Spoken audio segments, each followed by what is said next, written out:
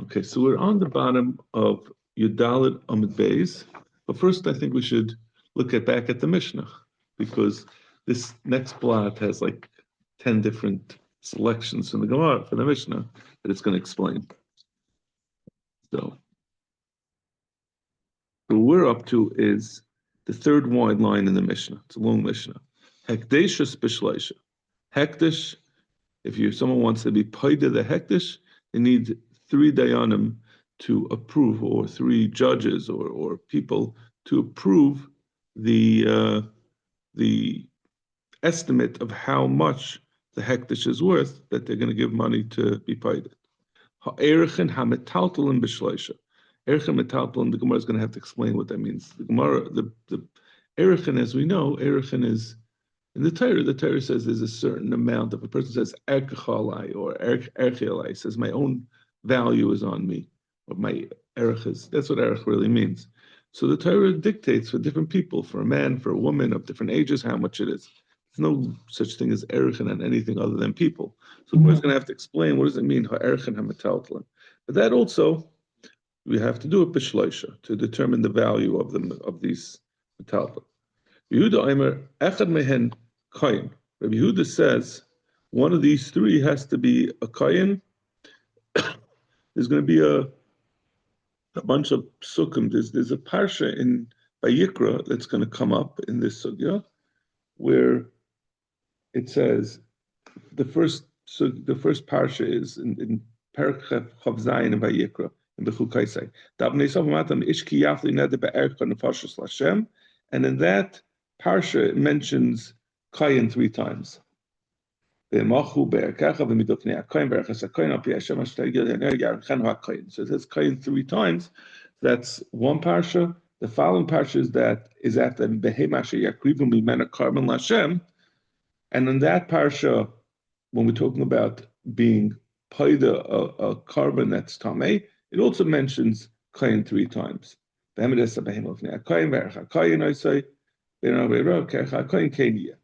then finally, the 3rd parsha in that parak is if someone is makdish a stay achuza, and then he wants to be paid it.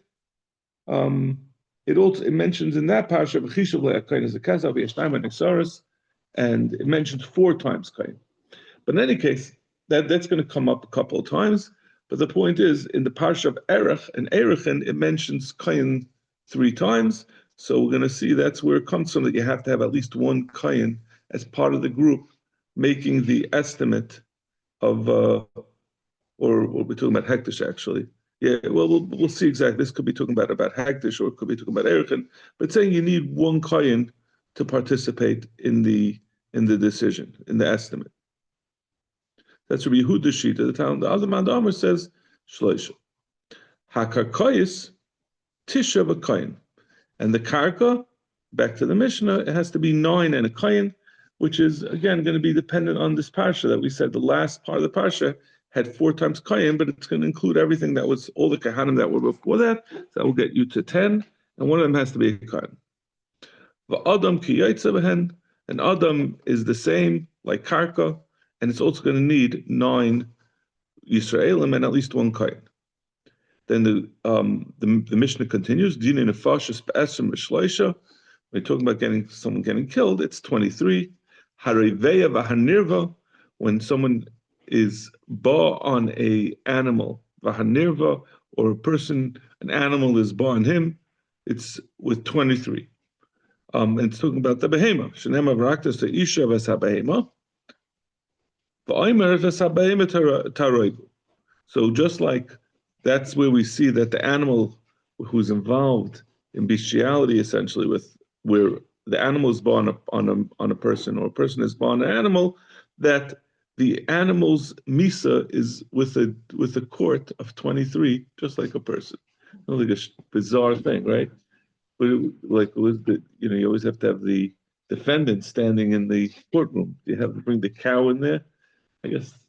I don't think that applies, right? The rule is you always have to face the defendant. I don't think that applies. I think you can stay out in the barn.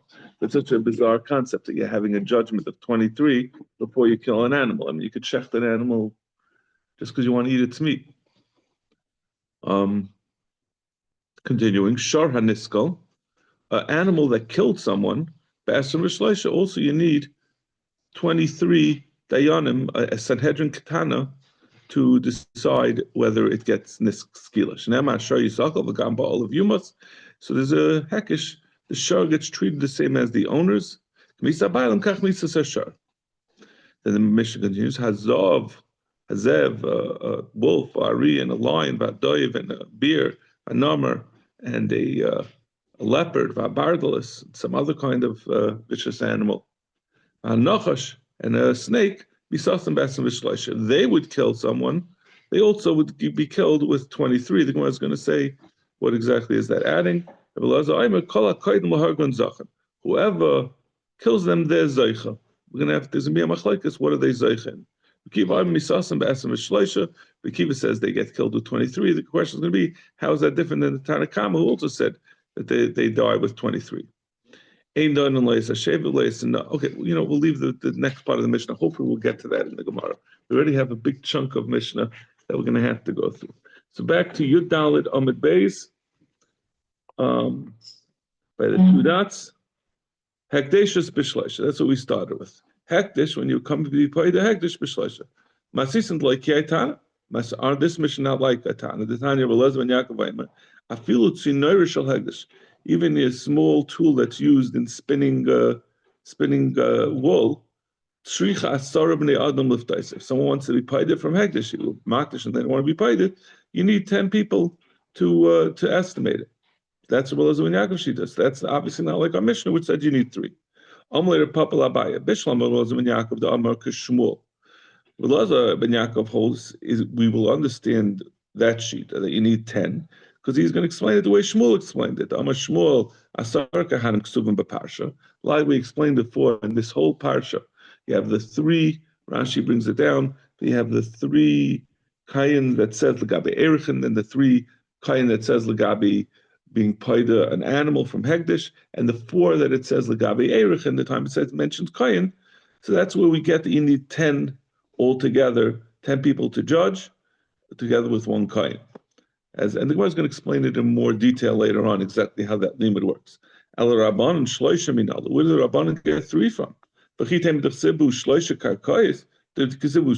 you'll say, because Lagabi, the parsha of a behema, that's metaltalin, it says 3 times kain. So then karkois tiski ba'arba.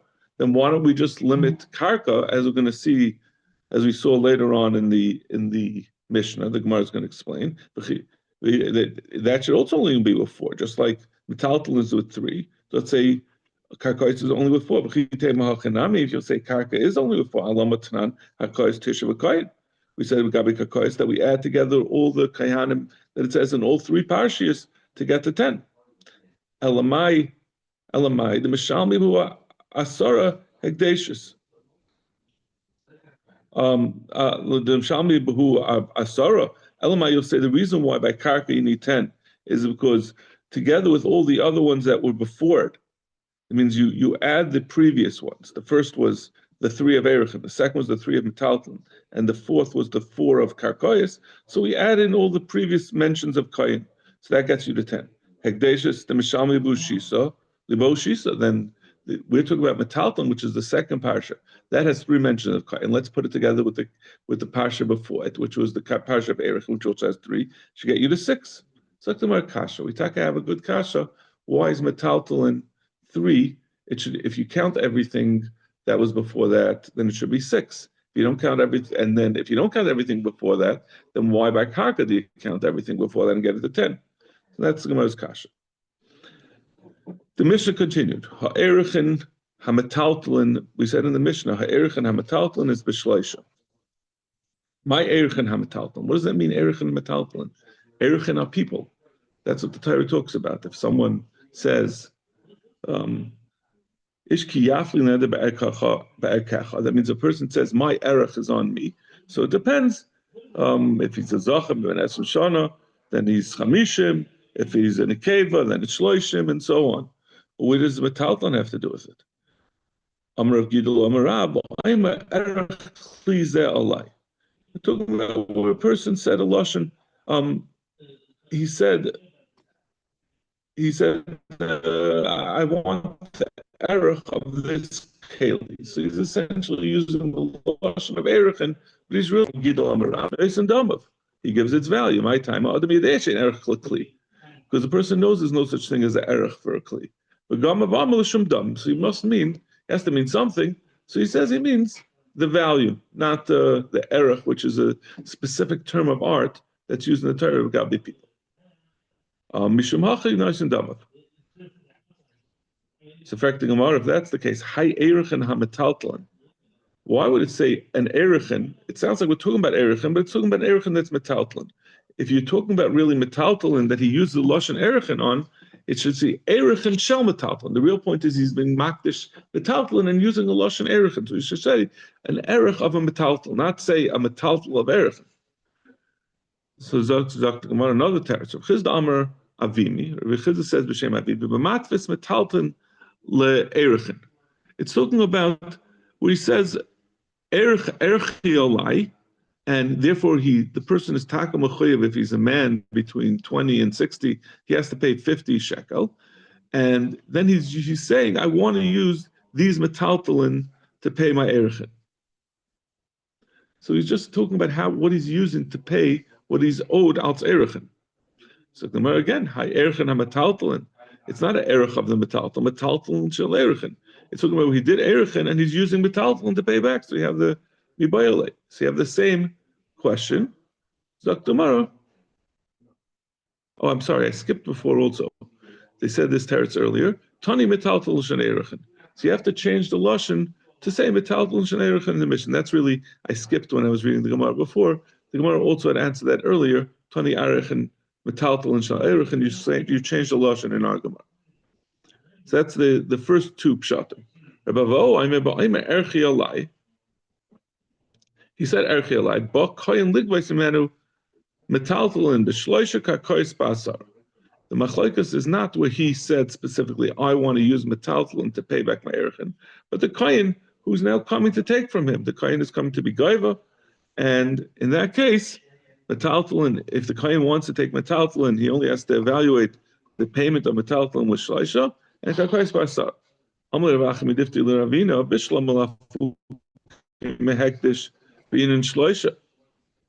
We can understand that when someone is being paid the hektish, all right, he's going to take something that's hektish and he's going to make it chulin. So you have to have the full amount. If you don't have the full amount, then part of the hektish remains hektish. You're michayev a milah. But over here, where the person said erchi alai and he's paying, and if he paid, he gave and the kayin is going to be gaiva. This is really applicable to the previous teretz as well. The person wants to pay, and the person paid. He said, I want to give my vase to use to pay my erech. And the vase, instead of being worth 50 shkalim, is only worth 25 shkalim. So nothing bad happened. He just owes an extra 25 shekel to hektish. So it's not like he's going to end up doing meila. He just still owes more money. So what do you need? Have a estimate to make sure it's correct. If he owes money, he owes money.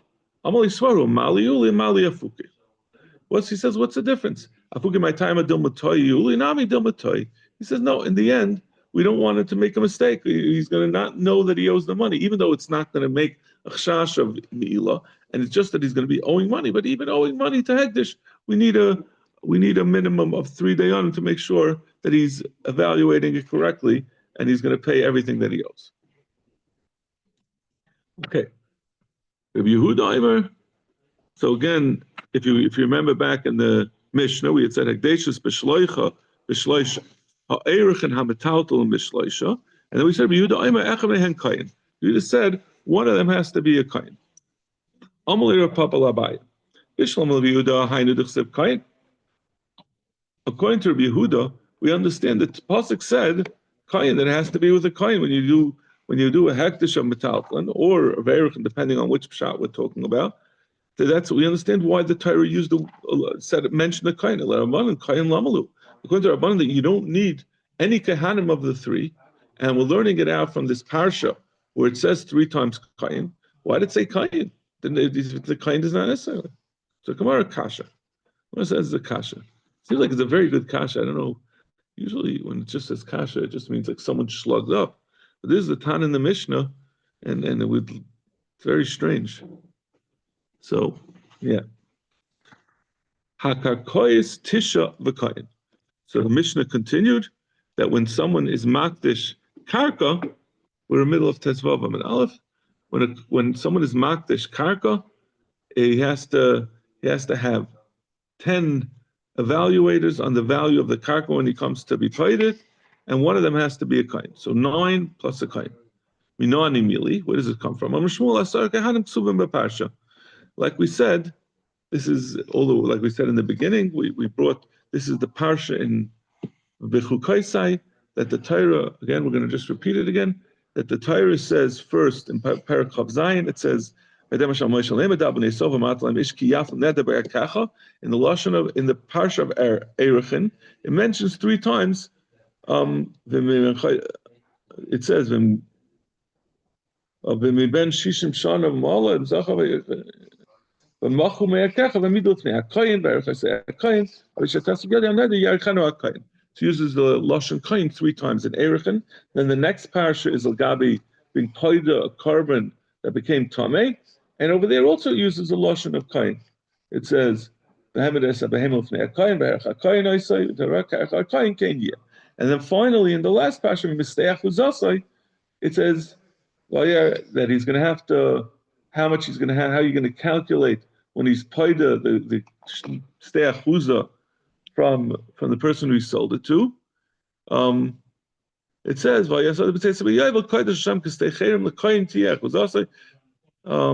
and it mentions it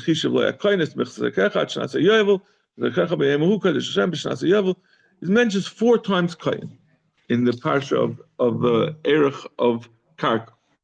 So by adding it all together, 3 by the first parsha of Erechin, 2nd by the 3 by the parsha of Behema, and 4 by Karka, you get to 10. So, but again, it says 10 times kain. So why do we say you need 10 altogether? Only 1 is a kain. So he says chad legufei. 1 is until you need a kain. Hanachavi, and the other 9 have miyat achar miyat el l'rabis. Each one of those 10 is coming to be made. We started with 10 kaihanim. Each one is another, says another mention of kain. It's coming to be mamayid a kain. Dafilu tes yisrael v'echad kain. You only need 10. You only need 1 kain at the end. After you do 9 miyutim, you're left with only 1 kain. Maskal and hunabreder of nasan ema chamisha kahanim v'chamisha yisraelim. He says it shouldn't work like that. If you have, it's an interesting thing. He says if you have it, it says 10 times kain. So you said, so the first one tells you kain. The next one, you have 10 times kain, so it means 10 kaihanim. So, but then you didn't have to say 10 kaihanim. So the second kain is mamayit 1, the third kain is 2, the fourth is 3, and that gets you to 10. He says no. He's asking, it shouldn't work like that. It should say you start with 1 kain. It says kain, but it says second kain, that's a miyat, so it should be mamayit. Then the third kain should be marba. Then the fourth kain should be mamayit. Then it should go back and forth. Once you mamayit, the next one should be marba. You know, it's not a miyat achar miyat. Once you do the second one, you say it's l'rabis, then that is no longer a miyat. You say miyat achar miyat el l'rabis. Now it's a miyat. It's a riboy achar miyat. So it should be marba. So you should come out by alternating. You're going to have five riboyim for kain and 5 miyutim from kain, which would leave you. You need a total of 10, and only 5 of them have to be a kain. How does the concept of it has to be shakel? Oh, so they asked this, and they say, what's the reason? I think I don't remember. I know the Mefarshim asked this question. They say that I think something about how you only need a bezdin shakel. I guess the best I can remember is something like when you're judging. But in estimating, you don't need a bezdin shakel. The Turi Evan explains that generally a court consists of an odd number of judges, so that any vote will result in a majority decision. Yeah. In this case, we have a decision. You need shakel usually. In this case, we have a decision of the it has to be unanimous. It must be unanimous. Majority rule does not apply. Right. You have to. Everyone has to agree. They come to an agreement. It's not really unanimous. I guess they come to a pshara. What? It's a b'shar, yeah. Yeah. They come. They're saying how much it's worth. This is, Obviously, in this case, this is another 10 appraisers must be unanimous. if you think about it, it makes sense. You're trying to determine how much something costs. Right. Everyone's gonna. It's like Price is Right. No one ever gets it. You have 50 people. Everyone's gonna have a different opinion. So they have to come to a pshara, obviously. So it doesn't really mean unanimous. They have to come to an agreement on it. It can't be that one guy says, I think it's $49, another guy says, I think it's 48, and they say, okay, we have a jury, we got to get another 10 people. When's the binding decision if you made? Either yes or no, chayav, us, whatever, maybe then you need shackle. So here, where the family says it doesn't be unanimous. It doesn't. Right, very good. Then we said an Adam is the same as karka. It means karka, avodim is like karka. So he's saying that it's going to have the same din, just like karka. We said you need 10. Like Adam, you also need 10. So affecting more Adam be kaddish. How can you be makdish and Adam? There's no such thing. You can't be makdish and Eved. You can't be makdish erech. And when you say erech Allah, it just means I'm giving money. It doesn't mean you're being makadish yourself. So how do you have the comparison of making an estimate of the value of a person? It's talking about where a person says my value should go to hektish. We didn't say ercha. Remember, ercha is a specific. It's a term of art. When some person says ercha, it goes according to what the Torah says. But if a person says my actual value, then he's mechayiv to give his value. It doesn't mean that he himself becomes kaddish, but you still need to find out how much he's worth. Tanya, you evaluate him like an eved that's sold in the marketplace, and that's how you determine how much he owes to hektish. The eved is kishla karkois, and since an eved is hukishla karkois, and we said a karka you need 10, one of them a kayin. The same thing for an adam who says damayalai. If someone has hair that he wants to, he wants to donate, you often see people want to give.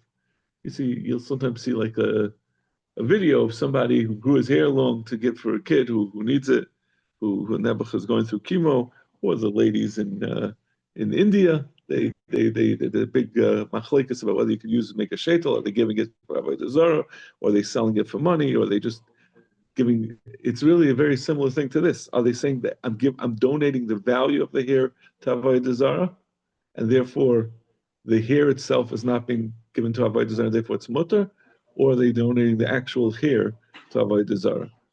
Right, this is it comes up every couple of years when somebody who has something against sheitels in general, they'll come up and say that it's all avodah zarah. But anyways, in any case, hair has a certain amount of value. So if a person grew his hair extra long beyond what he would normally grow it, and it's still on his head, but it's available for being cut off and sold. The kama. How many judges do you need for it? Kagaz's dami ubashleisha. Do you treat it as metalton, which only needs 3 judges? Or is it still considered part of the person? And we just said an adam you need 10. So how does it get judged? This here, which is like we're going to see in the Gemara, that's a common question we've had many times about wheat that's about to be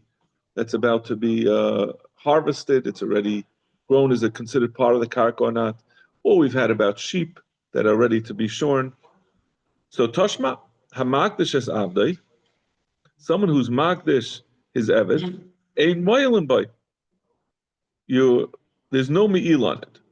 Reb Shimon Gamliel Aimer Moilin, so there's no Me'ila in an Eved because an Eved is like Karka, and there's no Me'ila by Karka. The whole din of Me'ila of having Hana from Hegdish does not apply to Karka. So if someone's Makdish is Eved, since the Eved is Karka, like Karka, there's no Me'ila. Shimon Gamliel disagrees. He says if you have hair, if the Eved has hair, there is Me'ila on that. It's treated like metaltal, and therefore there's Me'ila. He's talking about hair that's about to be cut off. So you see that hair that's about to be cut off is treated. It's a machlekes if it's treated like part of the Eved or not. Shma Amina. So this is the same machlekes. Name a hanitana like a hanitana. Let's find, in addition to our question and the Tanaim over there that seem to be having that question, there's another Tana that seems to have the same question. The Tanan, there are some things that are like karka and not like karka, meaning they are mechuber to the karka, but they're not treated like karka, as we're going to see, legabi. We'll see what it's negaya for. And the chachamim disagree with him. If someone says, I gave you 10 grape laden vines. The other person is a maidim mixes. He says they only had 5. So the din is a maidim mixes has to make a shvua, but there's an exception.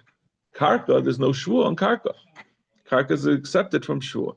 So the question is this grape-laden vine, this vine that has grapes that are about to be harvested, is that considered like karka, and therefore the fact is the mixes is not machayev and meshvua? Or do we say since it's oimid, it's ready to be harvested, it's considered to be metatlan? Again, this is a third example of seemingly the same machlekes. So Rameir says yechayev, so he holds you have to make a shvua. He holds it's considered like metatlan. It says like karka. The machlekes over there is talking about, it's not just I'm talking about anavim, it's talking about where they're ready to be harvested, and that's why we have the question where it's mechuber not. Ma'asava kipsuris damyan. The Rameir who says you're mechayiv to make a shvua, it's not considered karka, and therefore it might makes a shvua. Ma'asava lav kipsuris damyan. It's not. I'm sorry, it's the other way around. Kipsuris, it's considered like to harvest it. That's a chacham. They say it's metaltlan anymore. I'm sorry, Rameir. Yeah. So Rameir says it's mechuyev in a shvua, and Ma'asava the chacham say lav kipsuris damyan. It's still mechuber and there's no shvua. So no, that's not necessarily a comparison. I feel uteim Rameir. I've kind of like come Rameir hasa.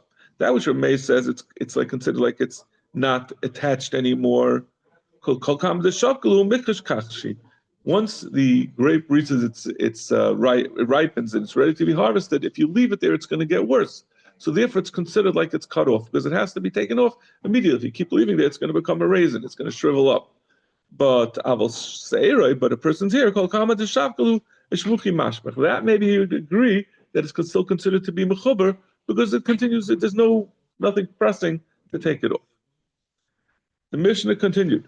We said, Dini nefashos be'esrim v'shloisha, harevei v'anev be'esrim v'shloisha. So talking about Dini nefashos be'esrim v'shloisha, pasuk v'tani, loishna, so we said a reveya and a nirva also 23. If someone is born an animal or animal is born a person, both of them, you need 23 to decide the fate of the animal, that it gets killed. Pasuk v'tani, loishna reveya zacha, v'loishna reveya nekeva. It doesn't make a difference whether the animal is born a zachar or born a keb. It says you kill both the isha and the behema. So just like the isha is with 23, the behema is also with 23. Ella reveya zachar minalan. How do we know? So a behema that's reveya zachar. It says anyone who's born on a behema moishumas. But it's not necessarily to tell you that someone who's born l'shaychiv. If it's not coming to tell you about the shaychiv, the person, the man who's born a behema, because we have a different pasuk that tells you that. What's the pasuk? The main in la'adam haba ala behema da krach liniksiv isha shayitin shechvasai.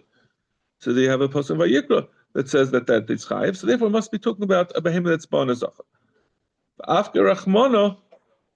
Beloshin shaychiv la kushay nishkav l'shaychiv. Ma shaychiv hu behemtoi be'esem v'shloisha. Av nishkav hu behemtoi be'esem v'shloisha. Doesn't make a difference whether a adam is born, a behema is born, a man. Either one, you're going to need 23, both on the man and on the behema. Why would you ever have me say the difference between a lady or a man? Because we had a pasuk. We had a pasuk called a shaychiv and behema, which is normally referring to a woman. So right. We had a pasuk for a woman, but we didn't have. Okay.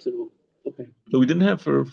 Nice. It says the word isha, so you can't include it. Yeah, it's a stray. Yes, the whole. You said shar niskol be'esem v'shloisha. We said that when a behema kills someone, he has to. When you kill the behema, you give him a einish of skila. It's be'esem v'shloisha. Shnema shar yishakol v'gam ba'ol of yumas. The shar gets killed, and the ba'ol are also killed. K'misa ba'ilem kach misas shar. We learn just like the Adam needs a betin of 23, so too, since it's hukash, the behema, when it gets killed for killing someone, gets a shkila, it also needs 23.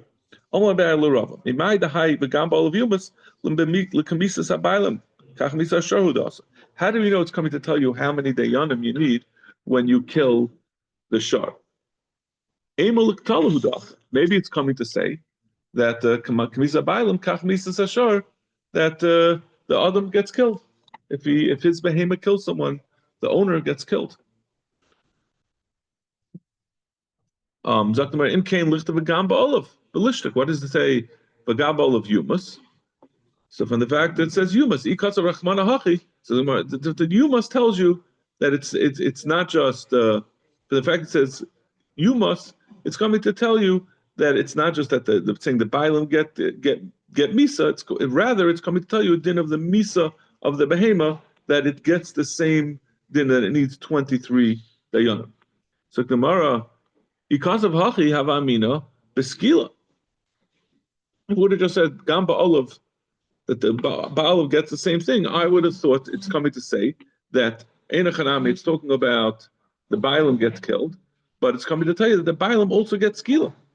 That not just the animal gets killed with skila, but the Adam, usually when a person kills someone, he gets sayif, he gets burnt, he gets a sword essentially.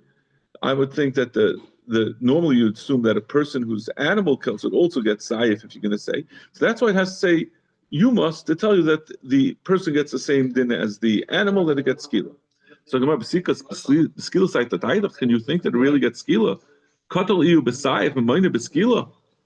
If he gets killed with a sword, how could he, when his animal kills, he should get skila? Skila is a worse misa than sayif. So how could he get upgraded? How could he get a harsher misa for his animal killing than if he himself killed?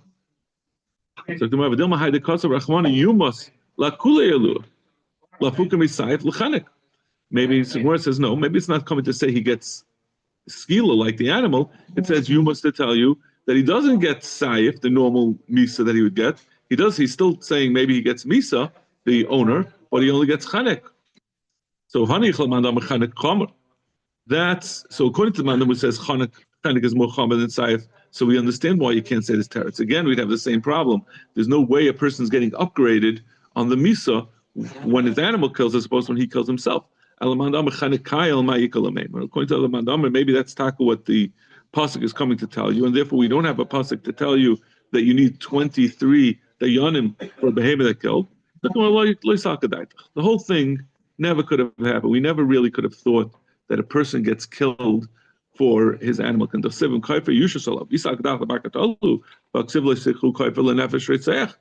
The pasuk says you can't take basically a payment, a pigeon for someone who killed, and there is a kaifer and kaifer yushasalav that we say he has to pay a kaifer when his animal kills.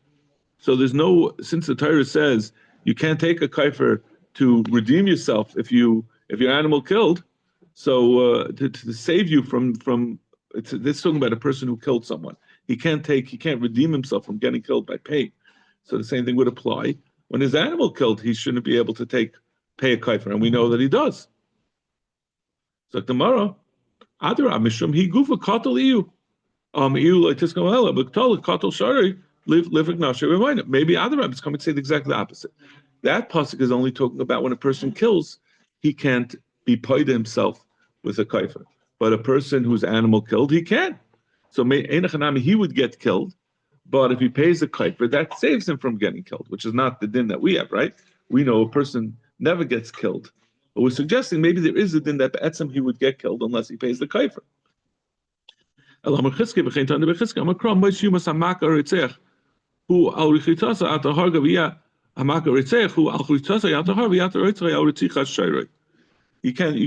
say no. There's a pasuk that tells you there's no such thing as getting killed for your behemoth's ritzicha, and that's why the pasuk of Yimos can't be saying this din. Ibaylu shar Sinai bekama, the shar of in Har Sinai. If a shar, another way an animal gets killed is that if it approached Har Sinai during the during the Matan Torah, it's chayiv misa. How many dayanim do you need for that? Migama sham midaris. Do we learn out since we've said that the animal, whether he gets skilo or whether he's a reveya, you need 23. So maybe by Har Sinai also you need 23. I like Tashman Tanur Behem Mish Layichem Maish Bechav Gimel Af Behem Bechav Gimel. Ein Chanami, you need Chav Gimel. And Taisus asked the obvious question: one of these tyrus. Migam Doris, Tema Filu Doris, Midoris live in a, yeah. What Tysus asked the question, why are we asking this question? What difference does it make? Whatever they did at Beis in Har Sinai, they did. Yeah, That's the this bottom of the Tysus, Shar Sinai Bekama. Vim Toimer. Well, my coming boyle Shar Sinai, the my nafkamina, my the hava. Is that what difference does it make? B'chein kosher perek beis them sechtes avoid zar b'mel shimish Moshe calls on yimei hamiluim b'shem boyle lemisper kroi kedashkem perek to yumo gabi kate said hilvishin. Wanted to know how the pasuk psukim adarshan. We want to know what the rules are. Gabi the drushes. Okay. We could have a pasuk